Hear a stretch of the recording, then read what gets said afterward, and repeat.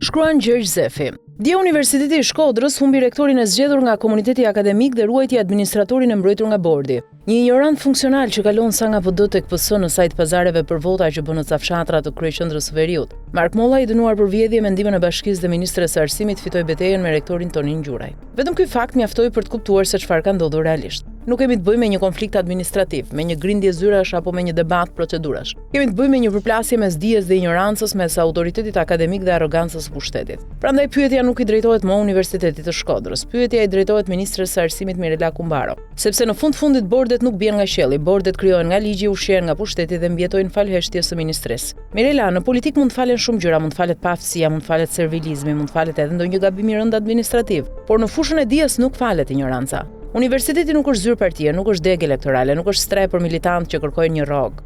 Universiteti është institucioni ku formohen ata që nesër do të drejtojnë shtetin, ekonominë dhe shoqërinë. Kur një profesor me karrierë akademike, me titull shkencor dhe me legjitimitetin e votës universitare largohet duke deklaruar se nuk ka më forcë përballë një bordi, problemi nuk është më personal. Problemi bëhet kombëtar, sepse mesazhi që merr çdo pedagog, çdo studiues dhe çdo student është brutal. Në Shqipëri nuk fiton dia, por ignoranca përmes mbështetjes politike. Mirela, Shqipëria ka humbur mira të rinj në emigracion. Universitetet po boshatisen vit pas viti, auditoret po mbeten gjysmë bosh, pedagogët më të mirë kërkojnë mundësia çdo vendit. Në vend që të ndërtohet një sistem që mbron meritën, po ndërtohet një sistem që mbron klientelën. Në vend që të forcohet autonomia universitare, po forcohen mekanizmat e kontrollit politik. Dhe kur ndodh kjo në Universitetin e Shkodrës, një nga institucionet më të rëndësishme akademike të vendit, askush nuk ka më të drejtë të bëjë sikur nuk sheh.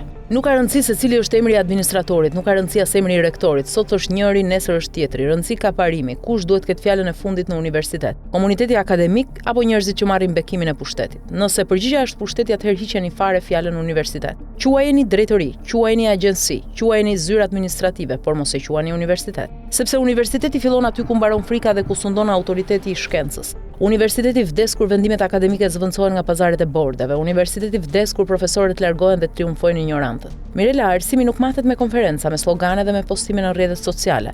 Arsimi matet me respektin që shteti tregon ndaj dijes, dhe kur një rektor largohet duke denoncuar se universiteti i tij është marrpeng, heshtja e ministrisë nuk është neutralitet, heshtja kthehet në pozicion. Historia nuk do të mbajë mend emrat e anëtarëve të një bordi, historia do të mbajë mend se në kohën tuaj një universitet humbi rektorin dhe shteti nuk gjeti forcën të mbrojë autoritetin akademik. Dhe ky është një dështim që nuk mund të fshihet me asnjë vendim administrativ. Nuk falet ignoranca në fushën e dijes, Mirela.